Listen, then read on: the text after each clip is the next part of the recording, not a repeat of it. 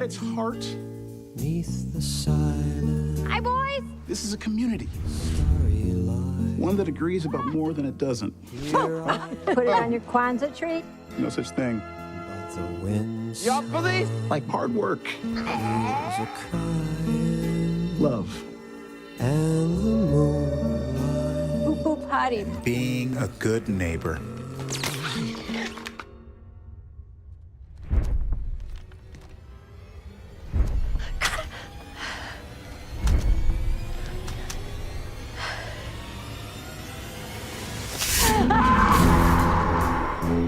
I know it's easy to get caught up in the fear of the situation. I know it's easy to point the finger and fear each other.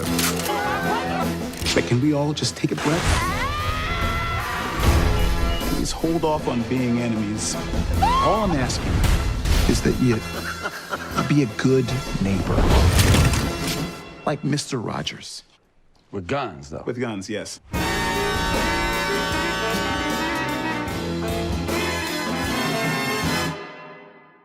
Hi, my name is Gil Robertson, president of the African American Film Critics Association. Today, we're really excited to be talking to actor Sam Richardson, the star of the upcoming movie, Werewolves Within. We're going to kick things off by introducing you to the AAFCA members who are taking this call today, beginning with our lovely facilitator, Katia Woods in Philadelphia, Karen Linwan in Charlottesville, Virginia, DJ Chris Stiles in the great state of Buckeye State of Ohio, Brandon Collins in New York, Albert McGee in South Florida, and our two Canadians, Carolyn Morissette in Toronto, and the lovely Carolyn Hines in Toronto. I'm gonna let you guys do what you do so well, and I'll see you on the other side. How you doing, Sam? Brandon Collins lives in New York, but originally from Detroit, Michigan. It's great to get to talk to you. What was it like being part of a movie that's like horror, murder, mystery, comedy? Like, what was the process of like finding that balance on set? It was definitely unique. I love genre, so I'm all about, you know, superheroes and secret agents and horror and werewolves. So like this was a chance for me to get to like live in that world. But like my background being comedy, I feel like I feel like my natural inclination is to imbue some sort of comedy to it. So that to get to do a werewolf movie where comedy is a like pillar of it, I got to have a lot of fun with sort of the timing of it, and also like I guess also with it being a horror comedy and not just a horror, it didn't feel out of place to kind of let some of the comedic moments kind of just sit and not feel like I'm playing the comedy, because like the comedy expectation is already there, you know. Thank you. Love Detroiters. Please bring it back if you can. Yeah, I would love to. Thank you. Hi, Carolyn for Here's What Happened podcast and Carolyn Talks. So this film is actually really funny. The dialogue to me, I love like the quick action dialogue that happens. So can you tell me a little bit about how much of it was improv and how much of it is scripted? Because there's some lines like where one of the characters says, an unknown known and a known unknown. That one had me giggling for like 5 minutes. So could you just tell me about like building the script and like with going throughout like development and like just what was on the fly? Yeah. Well, the script was originally written by Mishna Wolf, who wrote the movie based on a video game, a VR game, and the script itself is full of like most of these things are scripted, you know. And then Josh Rubin, who's the director, also did a pass on it and like kind of imbued some of his comedy into it.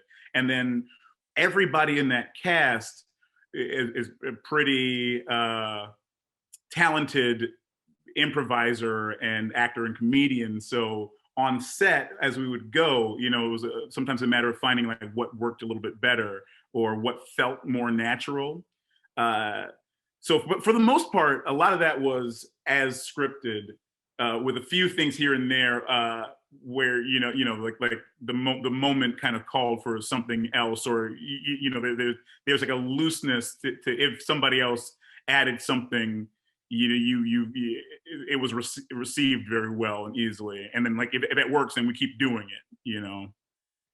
Hi there, Carolyn Morissette for View from the Dark. When I was watching Werewolves Within, I kept thinking of a couple of main Black characters. One was, from Night of the Living Dead. Mm-hmm. And then also, this is a deep cut though, The Beast Must Die, Calvin Lockhart. So they just kept kind of coming back and forth for me. And I just thought like that, Finn was such a great character because Black characters are usually a barometer for when things go wrong, but then you were able to add that comedy. So can you tell me a little bit about that? Yes. Now you usually, right, the barometer for when things go wrong, as in like, that they die, and that's how you're like, oh, this is serious, so I think part of that, I think maybe you as an audience, that's not going to happen because like I'm the very first person who you see, or very early on, unless it's like a Game of Thronesy kind of thing where you're following this guy. Well, who knows? I guess if you are watching this and you haven't seen the movie, yeah. But I think it was fun to kind of play with that expectation and play and sort of not play what I was also get to be a producer on this movie. I was a producer, so I had a lot of say in like what felt right for Finn, or what felt would be like too cliche, or Black characters written by white people in movies is always like a guess. They're always taking a guess. So I felt like a freedom to kind of say what I felt he would say or what he would do. I think that was I think that was beneficial to the movie, and sort of the expectations that maybe an audience usually has of a Black character in a horror movie. We get to play against that, and he's the focus for most of it. And he's not just scared and running, he's addressing it, and he's actively trying to get to the bottom of it. Yeah, he was definitely take charge, which I love. That really turned the trope on the head, on its head. So yeah, thank you so much. Of course. Hello, Sam. I'm Al McGee from YETicket.com. I'm from Chicago, but I got cousins in Detroit. I love Detroit. I'm so glad to see you, brother, from Detroit, being successful. Thank you. And also to the other Detroiter too. But anyway, my question is this. Now, when Commissioner Wolf wrote the script, he wanted to have a diverse cast, but really you're the only diverse person that I see in this cast. And it's a lily white environment, and you're the only Black person there. And also, when you got cast, how did you negotiate and say, I want to be a producer to have some say-so with this film? Well, there is a Hispanic gentleman in the movie as well. But like also it takes place in like a Vermont town, in a very, what would be maybe typically a very white area. So like even the idea of him coming in is sort of, he's fish out of water in a way, but that's not like heavily, focused on. So that's like a sort of level there of like, is he uncomfortable because of his environment? I don't think we played into that too much, but I think the diversity being like, there's a lot of white people, but I think the environment there being like small town Vermont, like small ski town Vermont, and there being so few characters in the movie, I think it helps to, I don't even know, want to use the word help, but it's kind of added a layer of him being different, if that makes sense. And then as far as the producer goes, when I was approached with the movie, they sent me the script. And I think part of it was to have my input as a producer, because I was a very active producer in it. Sometimes, people are producers on movies and they are just in name, they're like, oh, give me producer credit, that. But I want to be a producer so that I could not feel any sort of apprehension about putting my input on the script and the edits and the scenes themselves. That answers your question. Well, yeah, kind of. But do you sit in the editing room and things like that when they put this film together? Well, the editing happened. We finished this movie 1 week before everything shut down for COVID. So I got back to LA. We shot this in the Catskills in upstate New York. And then we finished it. I got home to California, and then everything shut down a week later. And so I wasn't in the edit every day, but they would send me the cuts, and I would look at them, and I would say, all right, well, this is great, but the timing on this needs to be here, the timing of that needs to be there, or like this doesn't work. Or I feel this is confusing to me, or I think this would be confusing to an audience because we're tracking. I think we're tracking this moment here, but I think that needs to be closer in so that you don't see this moment coming. So I was able to have a lot of input, which as an actor you don't usually. They won't send you those things, like, unless you're a producer, then you get to like see those. Well, thank you very much, and much success with the film. It's funny. I cracked up. Oh, wonderful! Thank you so much. Hi, Sam. This is Karan from Karanism.com. I was so excitedly surprised because I really needed this humor in this moment. And I just got to be honest with you. I am such a nerd. And you spoke to the nerd in me and the gentle giant in your strength, in your big boy safety, in your rescue, in your humor. I needed that. But I wanted to ask you, how does this shift the narrative and the win for us nerds? Because you saved the day as a nerd, as the big boy, as the black boy, as the dark-skinned black boy, as the man in a space where you were the only one who existed. So please tell me how this shifted the narrative in this space where you were the only one who existed. Oh, well, thank you very much. I'm trying to not choose so much while I answer this question. I appreciate it. I think, what this does for the narrative and like sort of like how the character exists and moves through this movie as moving myself, is that I feel that a lot of times in movies, especially movies where it's like you said before, like there's only one black character, and if it's a man, he's got to be six-pack, Denzel, and like that's it, So there's no room for just a regular-ish guy or a nerd. He can't be a nerd because a nerd is its own character, or like a big guy is its own character. But like as people, we are many things. We are skinny, fat, nerd, jock, bully thing. So I think I was able to make him a rounded, real character in this world that usually we don't get to, where we are other in.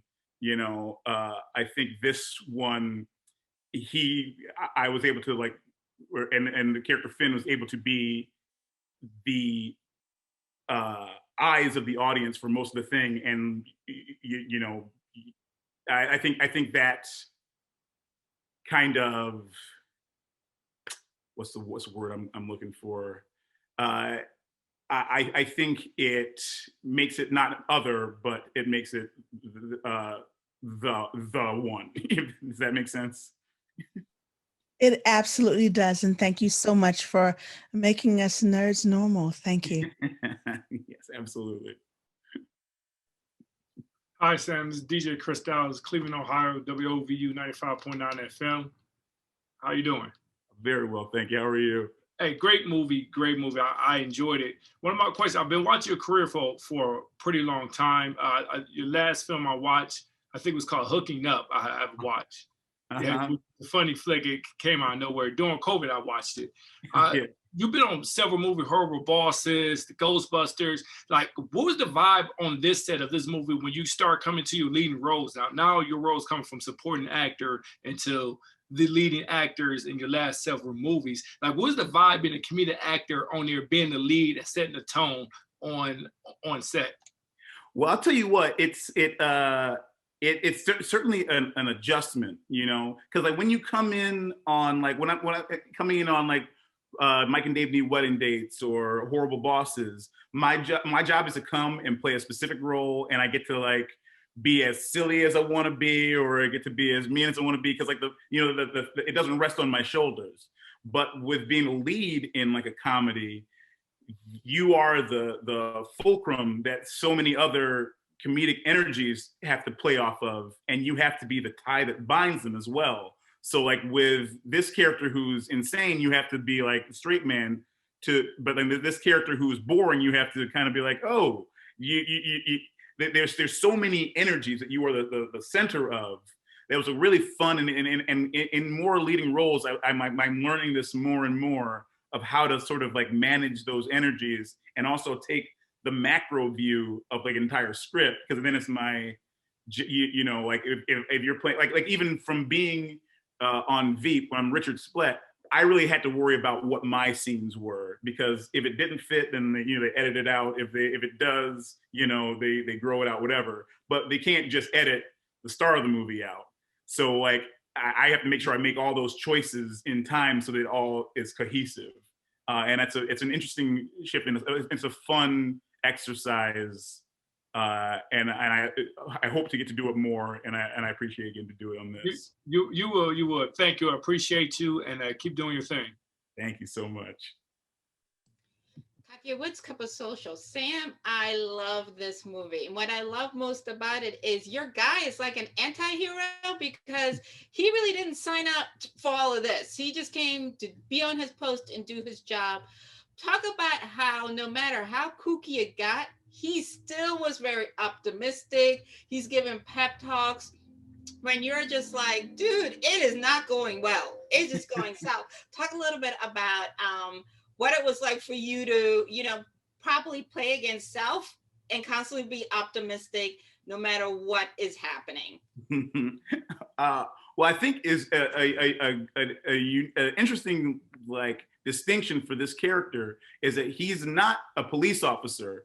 He's a park ranger, you know, so he's come to this place just to make sure that kids aren't throwing trash in the, you know, on hikes and stuff, and to like make sure that people put out their fires. So like now in this thing, he's thrust into this true social dynamic where he is like an authority. So he's not a person who seeks power, but it's put upon him, because I feel like police and these things are people who want to be able to tell people what to do. You know, but that's not what he like specifically as a park ranger. All he wants to do is preserve nature. So like, and he's in this world where he's in charge of people, and the threat maybe is nature itself. So the positivity. So I think that was an interesting dynamic and an interesting like level that it comes from this. But also, sort of to keep optimistic, I think that also comes from him trying to convince himself that things are fine, because, you know, like he has this responsibility, because his energy isn't to control people, it's to have everybody flourish. Like, you know, he talks about like, I'm nice, like this is nice, like people, we need to like be neighborly, we need a community, because I feel that that's like his first instinct is to form a community rather than tell people what to do. Absolutely, great job. Oh, thank you. So, Sam, I've had the pleasure of working with your director, Josh Rubin, on some past things with College Humor and stuff. So I know he's an incredible collaborator, but I would love to hear you speak about your experience working with Josh. And is there a director right now that you would really, really like to work with in the future? Oh, well, Josh was truly a brilliant collaborator, and he's so funny. So when you have a director, that I always feel every director should take an acting class, because then they know what an actor needs from a scene, you know, so you're not just there telling like, do this, do this, do this. You know how to communicate because you know what it's like to receive criticism and feedback on on how you're performing. And Josh was so good with that. He was so patient, and he would give notes that were like, I guess they use the word like lived. Like he like you could tell it wasn't him sitting on an ivory tower being like, do this, now make that happen, make it work. You know, it was like maybe we can try this, or like what I'm feeling is this. And it was really a positive thing. And he's just so excited he's so positive and so excited. It was a great energy to get to work with. And a director who I would really love to work with. I mean, I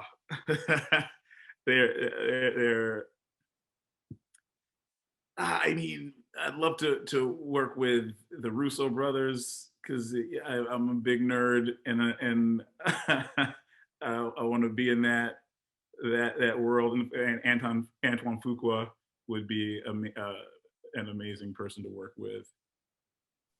Thank you. Absolutely. Hi, Sam. So the thing with the monster genre that I love is that directors and writers aren't afraid to like borrow from each other and borrow influence from each other. And you know that they're taking influences from other films. And what I noticed about there's some pretty obvious like references to films like Get Out, and even like I think your character is kind of similar to like Dudley Do-Right. And then if you're like a kid in the 90s, there's a show called Werewolf that was the actual title. And I wanted to ask you if there were any references that you may not have picked up during like script reading, but like you saw during during filming or even during post-production, you were saying, oh wait, I didn't see that before, but I totally get this now. There was some truly like after seeing the movie like Assembled, I didn't make this connection, but then I was watching, I was like, oh, there's a movie I used to watch growing up, Clue, where it's like a very farcical kind of like entrances, exits, like big characters on that. And there's so much it feels like is an homage and borrowed from that movie that I really appreciate and love, and like, you know, little pieces here and there, and like other little horror moments. There's moments that are directly borrowed and appreciatively so from like Shaun of the Dead and like Hot Fuzz. Why I don't know why I'm blank. Edgar Wright, like a lot of Edgar Wright-ish moments in this movie as well. Yeah, I definitely see the Hot Fuzz moments with some particular gun scenes, and then there's also like Cabin in the Woods, I think, and like the film does. I think you guys did a fantastic job in making all of the characters archetypes of like different horror characters, but then they're still completely different because each person doesn't turn out to be who you expect them to be. So again, that's like one of the best parts I think about the film. Talking about other films, I saw Scare Me, Josh Rubin's other film, and I kind of feel like, I don't know if you feel this way, so this is what I'm going to ask you.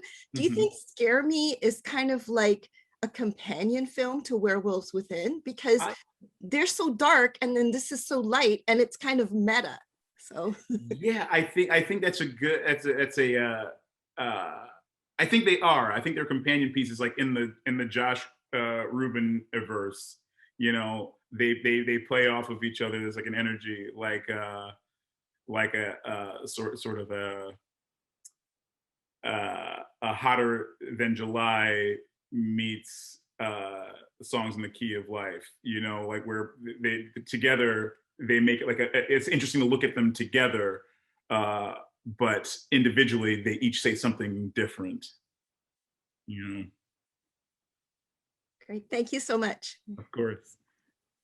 Hey, Sam, Al McGee here again. Now, your type of humor seems to be like a deadpan type of humor. Do you model yourself after, let's say, like someone like a Buster Keaton from silent films? And do you get many scripts where they want you to be the comedian? I know one of your films that's coming out in the future is an action film, but do you get a lot of films that say, hey, we want you to be this deadpan type of actor? And do you enjoy doing that? I do. I enjoy doing. I feel like again, it's a sort of what the energy of the thing calls for. You know, where like in this movie, I'm very deadpan, and in Hooking Up, I'm like very like absorbing things and reacting. You know, because to me, that's what comedy or improv and comedy is. It's like absorbing and then reacting. So it's just I kind of model it after, or I at least feel heavily influenced by like Jason Bateman's sort of energy in Arrested Development, where it's all these crazy people and he's just keeping his head just above and can see these things, but he's tied to these things and he doesn't want to leave. But he is just like their president. I mean, I do love Buster Keaton, and yeah, I think so. Did I may have like lost myself in my train of thought there. Sorry. Well, yeah, you kind of answered it that you do love that type of acting and things like that. And that deadpan type of acting. But are you a comedic actor or are you just an actor? I mean, I feel I'd be lying if I said I wasn't a comedic actor, because like I came up studying comedy, you know, and like everything to me it filters through. Even I feel that you know one doesn't exist without the as far as like drama and comedy. They both need each other so much. Like yin and yang, you have the black side with the white dot and the white side with the black dot. No person, like even at a funeral, people are smiling and like cracking little snickers. You know what I mean? Like, and in the funniest moments, you know, like somebody can be laughing up and like angry that somebody's laughing louder than them. So there's energy. So each side needs, like, drama without at least a little bit of levity is false, and comedy without a little bit of emotional stakes is silly. You know, so I feel that I say I'm a comedic actor, but that doesn't mean that I'm a clown. That makes sense. Thank you very much. I really appreciate you and your talent. Oh, thank you so much. So, Sam, you're presented as the reluctant hero. In the natural scheme of things, you are a Black dude in the wilderness. Mm-hmm. Yo, you in the wilderness. And he doesn't even know his own power. So what do you have to say to Black men and boys in the midst of uncertainty? Because this speaks to me, and I'm not a Black man or a Black boy, but this speaks to me, and it can communicate so much in the midst of uncertainty for Black men and boys. What does this humor, this uncertainty, this wonder, this is wonder, this film is wonder and humor and uncertainty and joy. What does this speak to you, and what do you want to say to boys and men in the midst of uncertainty? I would say that this film and this character exists in this world under his own term. Like he's a Black man who is a forest ranger who loves the wilderness, you know. And I feel that's typically is atypical, you know. But we exist. They exist. There are Black campers. There are Black mountain climbers. There are Black surfers. You know, the fact that they aren't depicted doesn't mean that they don't exist. So any person with, you know, across the world of Blackness and across the spectrum of Blackness, that everyone is valid and is a real person, and that does not take away from that. You can be a comic book nerd, you can be a rapper, you can be an athlete, you can be you know, you could be a middle school teacher, you can be a kung fu teacher. You know, but we are more than what is usually depicted and what we only get to see, and that there's validity to all of these energies. So be what you want to be and who you want to be, and it is valid. Thank you so very much. Thank you so much. Hi, Sam, Katya once again. One of the other parts of the movie that I really enjoy is when he's taken on a tour, more or less given the tidbits about everyone. And I am just dying to know, how did you keep a straight face? Because the stuff that's going on is pretty out of the box, you know, even for your character who's such a nice guy, but you know, you're just like thinking, where have I landed and how did I end up here? Because it's not like verbally and visually, you're just going, huh? So how did you keep a straight face during those scenes? It was very difficult. And luckily we've got a lot of takes, and a lot of them don't have me in them because like I'm there on the other side of the camera, like laughing, literally laughing. You know, a benefit of kind of getting to work with a lot of comedians and getting to play off of them is that you, in the moment, you are able to, sometimes you're able to kind of forget that what's happening is funny, and then you are, that you really are like offended, or you really are shocked, you know?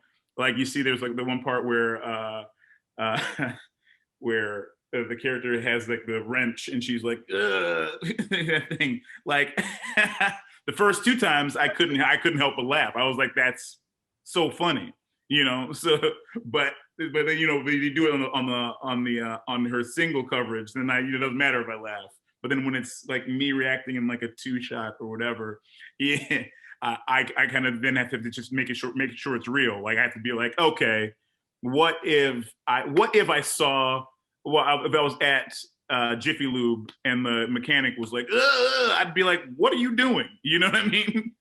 I might laugh about it later, but definitely then I'd be shocked. So I think like kind of I was trying to be like as real in that moment. But that's not to say that there aren't so many takes of me just like laughing fully. No, that was just, outstanding to you, because I was just like, how is he not laughing? But no, again, really enjoyed the film. Oh, thank you. Thank you so much, Sam, for your time today. Wonderful movie. We are certainly looking forward to supporting you as you could continue your ascent, you know, in movies, TV, everything that you desire. On behalf of the world's largest group of Black film critics, thank you for watching and have a great day. Thank you so much.